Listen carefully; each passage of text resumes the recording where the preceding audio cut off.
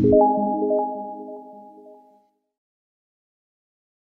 vous propose une petite vidéo pour découvrir et faire un petit peu le tour assez rapidement du site EduTech. EduTech est une offre du service public, du numérique, à dimension éducative. Donc EduTech est un service gratuit à la fois pour les enseignants et gratuit aussi pour les élèves. Alors ça nécessite au préalable une création de compte. Donc pour ma part, moi, le compte est déjà créé, et on peut également créer un compte pour la classe. Ce compte qui est créé pour la classe, il va être utile parce que c'est ce compte que l'on va donner aux élèves. On va leur donner en particulier un mot de passe. Ça sera le mot de passe pour toutes les classes dont vous avez la responsabilité. Et les élèves vont pouvoir accéder à un certain nombre de ressources sur le site EduTech. Alors ils ne vont pas pouvoir accéder à toutes les ressources, puisque les ressources auxquelles les élèves pourront accéder sont identifiées par ce petit liseré, enfin ce petit bandeau bleu, où là les élèves vont pouvoir accéder directement aux ressources des partenaires. Il y en a quand même un certain nombre. Alors dans le cadre de l'éducation artistique et culturelle, il y a plusieurs ressources qui nous intéressent. Il y a d'abord l'Umni Cinéma. Alors du côté enseignant, puisque du côté élève, cette offre n'est pas accessible. Alors si on clique dessus du côté enseignant, on va pouvoir on clique, on va accéder directement à l'offre. On voit bien que je suis connecté et identifié. J'ai pas besoin de me reconnecter, parfois on nous le demande, là sur cette ressource non, j'ai bien été identifié. Et l'offre est intéressante car l'Umni met à disposition avec cette offre cinéma des films par thématique qui vont pouvoir être téléchargés. Un exemple sur par exemple la comédie avec Charlot. Vous allez à la fois pouvoir soit vous lancer en streaming directement le film, soit vous téléchargez le film.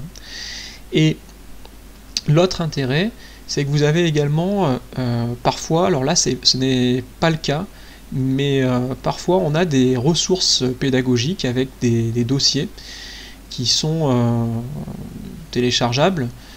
Alors je crois que c'est le cas par exemple peut-être sur la liste de Schindler. Non, c'est pas le cas, mais il doit y avoir normalement des propositions sur certains documents. Je sais que pour le discours d'un roi, c'est le cas. Là, donc vous allez pouvoir télécharger le film et vous allez avoir surtout un livret pédagogique. Donc là, vous cliquez sur continuer, vous téléchargez et voilà, vous avez directement le dossier avec la contextualisation.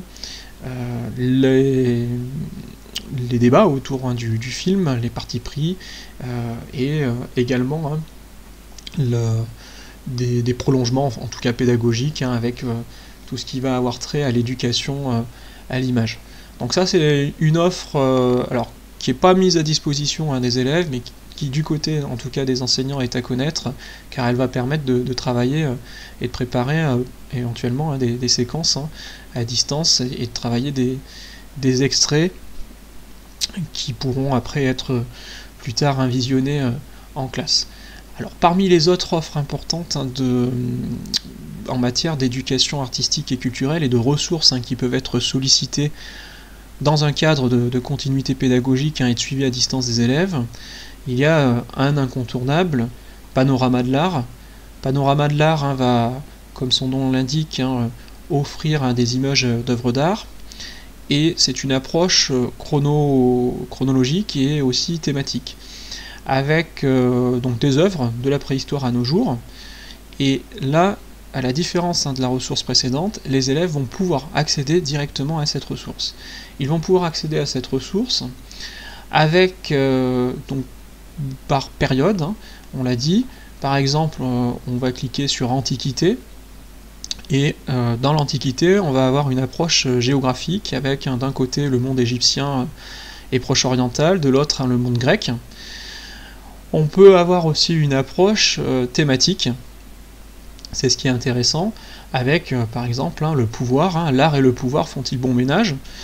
Donc là, ça peut être l'occasion de faire travailler les élèves à distance. Il y a de la matière, il y a des documents qui sont de très bonne qualité, et puis énormément d'informations, avec parfois des analyses, des vidéos, et la possibilité, là, en particulier dans ce cas-là, de manipuler l'objet, où là on voit il a été reconstitué donc en 3D, les élèves peuvent voir les détails, ça c'est assez intéressant et plutôt bluffant. Alors toujours dans les offres importantes en matière d'éducation artistique et culturelle, dans EduTech, il y a la tuile qui correspond donc à la présentation de l'offre de la Philharmonie de Paris, où dans son espace, elle propose plusieurs ressources, plus de 50 000 ressources sont proposées, avec en particulier une bibliothèque numérique dans laquelle les élèves, puisque là aussi cette mise à disposition elle se fait à la fois à destination des enseignants mais aussi des élèves, on peut avoir des concerts vidéo ou des concerts audio avec un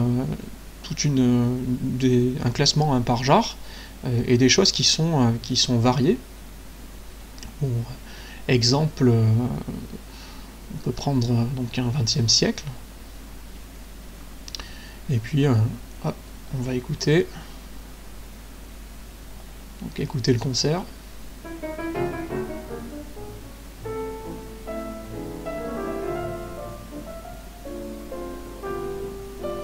Voilà.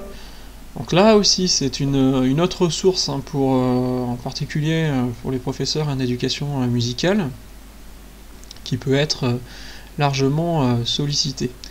Alors toujours parmi les autres propositions que l'on peut voir dans EduTech, il y a les ressources donc, de la Bibliothèque nationale française, où là on accède indirectement en tant qu'enseignant à toutes les ressources de la BNF, avec des dossiers, des approches thématiques, et qui concernent toutes les disciplines. Alors en particulier l'histoire-géographie et les lettres, mais c'est intéressant de le signaler. Côté lettres, le théâtre en acte, où là donc Canopé propose à la fois aux enseignants mais aussi aux élèves une approche du théâtre avec un certain nombre donc, de fiches ressources et donc les différentes œuvres qui sont proposées, on les parcourt ainsi. Et ce qui est intéressant, si on prend en attendant Godot de Samuel Beckett, on va donc avoir une présentation de l'auteur. On peut avoir également donc l'écriture, et puis en scène, ce qui est intéressant, c'est qu'on va pouvoir montrer en fait aux élèves les mises en scène, les choix aussi qui sont effectués. Alors là, c'est pas le cas, mais pour certaines œuvres, on a un comparatif des choix qui sont faits par les metteurs en scène, avec là encore des vidéos qui sont donc observables directement en ligne. Il y a aussi des pistes pédagogiques qui permettent, donc avant la représentation, donc on peut travailler sur l'affiche, par exemple, sur la scénographie, sur les costumes, etc. etc. Enfin, toujours parmi donc les autres ressources à utiliser, en particulier si on prend donc l'éducation artistique et culturelle, donc bien évidemment les centres des monuments nationaux, mais on n'a pas le petit liseré bleu là, donc l'intérêt du coup va être plus limité. Néanmoins on a quand même des ressources qui peuvent être intéressantes pour les enseignants. Bon, je vous laisse les découvrir. Le centre Pompidou également. On a le musée du Louvre, qui là aussi donc qui a à la fois l'accès pour les enseignants et aussi pour les élèves. Les élèves vont pouvoir tomber directement et consulter les offres qui sont accessibles dans dans cette offre culturelle du Louvre. Donc côté enseignant, bon voilà, moi je suis identifié, mais côté élève, c'est pareil, il y aurait une reconnaissance et une proposition d'un certain nombre de ressources. Donc c'est très riche. On va avoir des dossiers pour préparer une visite au Louvre, ou pour travailler en classe des œuvres ou à distance, donc faire travailler les élèves. Donc là encore, quelque chose de très riche par rapport à cette offre du Louvre. Dernier point, et après je vous laisserai découvrir le reste par vous-même, il y a l'offre Lumni. Alors à ne pas confondre avec Lumni Cinéma, Lumni est intégré dans certains ENT, en particulier pour ceux qui sont dans le Gard. En revanche, pour les établissements qui sont sous envol, donc il n'est pas forcément intégré. Alors quand on clique sur Lumni, là ça va être surtout intéressant, en particulier pour les professeurs d'histoire-géographie, où on va avoir des archives de l'audiovisuel public, de France Télévisions, de l'INA, Radio France, Arte, et quand on clique dessus, donc on va accéder à un certain nombre d'offres. Alors dans le contexte là du Covid-19, il y a des pistes qui sont proposées avec des dossiers, mais on a en plus une offre qui s'est étoffée. Ce qui est intéressant avec le compte enseignant, c'est que l'on va pouvoir ajouter dans son classeur des vidéos pour préparer et retrouver le plus rapidement possible les vidéos que l'on souhaite utiliser en classe ou à destination des élèves. Le classement, donc on a soit on fait un choix, en tout cas une recherche par source, ou aussi par niveau et par discipline. Bon, par exemple pour le cycle 4, et là je vais chercher par exemple une vidéo sur le Prince de la Renaissance, enfin là c'est un commentaire audio sur le Prince de la Renaissance, où là vous avez une évocation, donc ça peut être des émissions de Radio France, ça peut être aussi, sinon, alors vous voulez pas de vidéo, vous voulez vous voulez pas d'audio, vous voulez que des vidéos, et là vous allez avoir par exemple toutes les vidéos. Alors c'est des vidéos qui concernent tous les domaines, là par exemple sur les énergies, le moteur à eau ça marche, et puis à côté de ça vous allez avoir comment détecter les fake news, ce qui est intéressant pour l'éducation aux médias et à l'information. Donc assez rapide. On peut partager le lien avec les élèves, donc ça peut être intéressant, et puis on peut aussi télécharger la vidéo. Toujours donc dans les différentes ressources qui sont proposées, il y en a une en particulier qu'on a oublié de citer, mais qui est tout à fait intéressante dans le cadre de l'éducation artistique et culturelle, c'est celle-ci, donc l'histoire par l'image, qui est très connue. Le site a évolué depuis le début, enfin depuis sa création.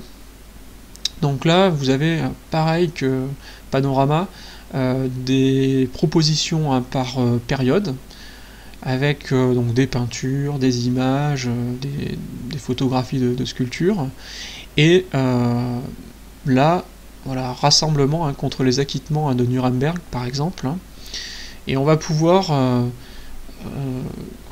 avoir des images en bonne qualité, avec des possibilités aussi pour zoomer, donc un contexte historique, une analyse à chaque fois, une interprétation, et la possibilité qui est offerte pour aller plus loin avec des ressources bibliographiques. Donc, là, bon, dans le cadre de la photographie, c'est pas très démonstratif, mais si on prend le cas de certains tableaux, alors je vais prendre, voilà, donc, très connu, une vue du château et des jardins de Versailles. Alors, hop, je clique dessus. Et donc là, on peut télécharger l'image vraiment dans une très bonne résolution. Et surtout, voilà, avec le tableau et la vue que l'on peut parcourir. Donc c'est intéressant.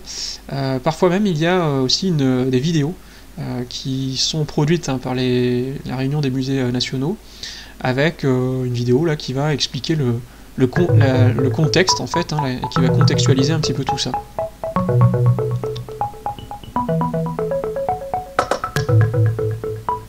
Bon, j'avance. Est marqué par le règne de Louis XIV. à la française, Voilà. cet art de la... Voilà, bon, j'ai fait le tour, hein, c'était à la fois pour vous montrer hein, comment on accède à cette application hein, EduTech, et puis essayer un petit peu de, de cerner les applications hein, qui étaient le plus susceptibles hein, de rentrer dans le cadre de l'éducation artistique et culturelle.